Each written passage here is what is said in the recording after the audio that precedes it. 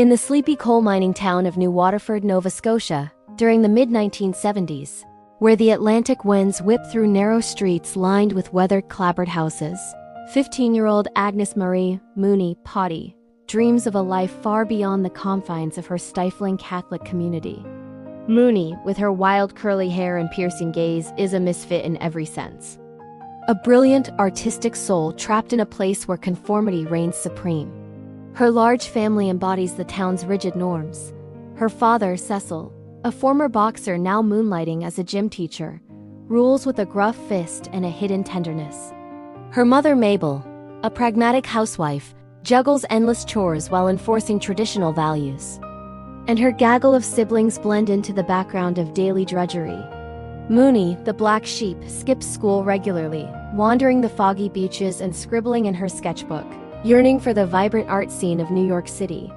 Her only confidant is Mr. Sweeney, her compassionate high school teacher, who recognizes her talent and encouraged her to apply for a prestigious scholarship at an art academy in Manhattan. Sweeney, a closeted gay man navigating his own quiet rebellions in this conservative enclave, becomes a mentor figure, sharing books and wisdom that fuel Mooney's aspirations. Life in New Waterford is a monotonous cycle of church masses, bingo nights, and whispered scandals. Teenage girls face limited futures, early marriages, factory jobs at the local fish plant, or raising families in the shadow of the colliery. Mooney observes this with disdain, particularly the plight of her peers who fall pregnant out of wedlock, a sin that brands them but also offers an ironic escape route. When a girl gets knocked up, her family often ships her off to Halifax or beyond for the birth, providing a temporary reprieve from the town's judgmental eyes.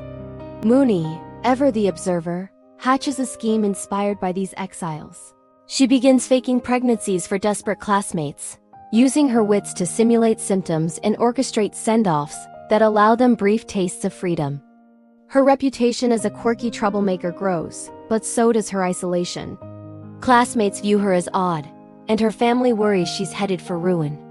Enter Lou Benzoa, a street-smart firecracker from the Bronx, New York, who arrives like a hurricane in this backwater burg. Played with fiery charisma by Spencer-Nairn, Lou is exiled to New Waterford by her family after a scandalous incident. She got pregnant, knocked out her boyfriend's teeth in a fit of rage, and now must lay low with distant relatives until the baby comes.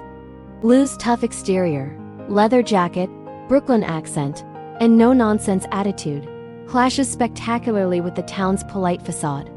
At first, Mooney is wary, but a chance encounter at a house party sparks an unlikely friendship. Lou, sensing a kindred spirit in Mooney's restlessness, becomes her ally and protector. Together, they navigate the town's social minefield, crashing keggers where boys guzzle beer and girls gossip, dodging the local priest's sermons on sin, and challenging the patriarchal grip of figures like Cecil, who spars with Lou in a memorable backyard boxing match that ends in mutual respect. As their bond deepens, Lou introduces Mooney to a world of bold defiance. They share secrets under the stars, Lou confessing her fears about motherhood, Mooney revealing her New York dreams.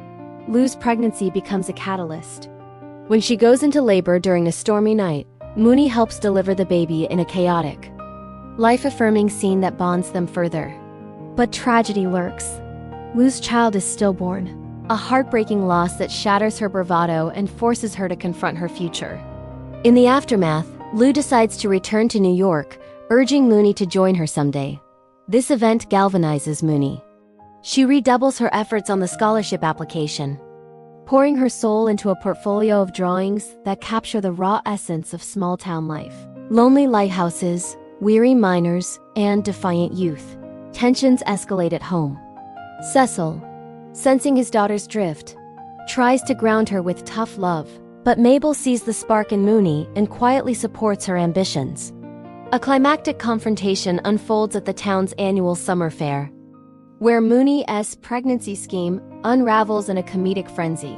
Several fakers are exposed, leading to a town-wide uproar. Mooney faces backlash, shunned by peers, lectured by authorities, but Lou stands by her, delivering a rousing defense that highlights the hypocrisy of a community that traps its young.